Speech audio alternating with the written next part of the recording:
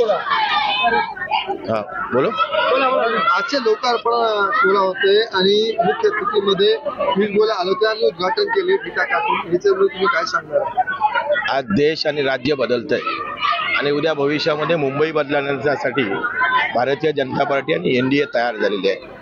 आपल्याला कल्पना आहे की देशाचे पंतप्रधान नरेंद्र मोदीजी यांच्या नेतृत्वाखाली देशाचा सर्वांगीण विकास होतोय.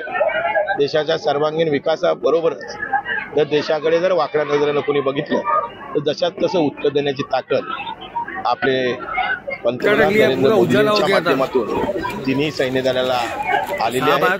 संपूर्ण भारतीयांचा विश्वास नरेंद्र मोदीजींवर आहे आणि केंद्रामध्ये नरेंद्र मोदींच्या माध्यमातून देशाचा विकास होतोय. राज्यामध्ये देवेंद्र फडणवीस साहेबांच्या मुख्यमंत्री म्हणून त्यांच्या माध्यमातून मुंबईचा विकास होतोय, महाराष्ट्राचा विकास होतोय, मुंबई शहराला आकार दिला जातोय.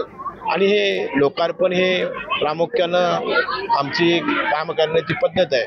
आमदार खासदार यांच्या निधीमधून, राज्याच्या वेगवेगळ्या विभागाच्या निधीतून, मग समाज कल्याण केंद्र असतील, अभ्यासिका असतील, वाचनालय असतील आणि या माध्यमातून युवक असतील, महिला असतील, त्यांच्या हाताला काम दिलं गेलं पाहिजे, त्यांचा आत्मविश्वास आत्मसन्मान वाढवला पाहिजे. त्यासाठी नवीन संकल्पना घेऊन नेहमीच भारतीय जनता पार्टी आणि महायुतीचं नेते लोक काम करतात आणि आपल्याला कल्पना आहे की आम्ही निवडणुका नजरेसमोर ठेवून काम नाही केलं तर अनेक वर्ष या प्रभागामध्ये आपले देशाचे केंद्रीय मंत्री खासदार सन्माननीय पियुषभाई गोयल यांच्या माध्यमातून आज आपण गेली 45 दिवस क्रीडा महोत्सवाच्या माध्यमातून महिला असतील, पुरुष असतील, या आपल्या उत्तर मुंबईमध्ये राहणाऱ्या कला क्रीडा गुणांना वाव देण्यासाठी असा क्रीडा महोत्सव करून एक व्यासपीठ निर्माण केलंय.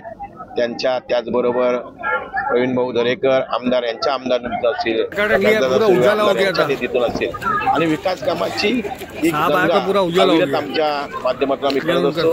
या प्रभाग क्रमांक 5चा नगरसेवक म्हणून 5 वर्ष ज्यावेळी या जनतेने मला सेवा करण्याची संधी दिली त्यावेळी ह्या प्रभागामध्ये मोठमोठे प्रकल्प, स्विमिंग पूल असेल, हॉस्पिटल असतील, मार्केट असतील, सिमेंट कॉन्क्रीट रस्ते असतील, गार्डन असतील, RCC नाले असतील, 48 इंचाच्या पाण्याची लाईन असेल, अनेक कामं सांगता येतील. किंबहुना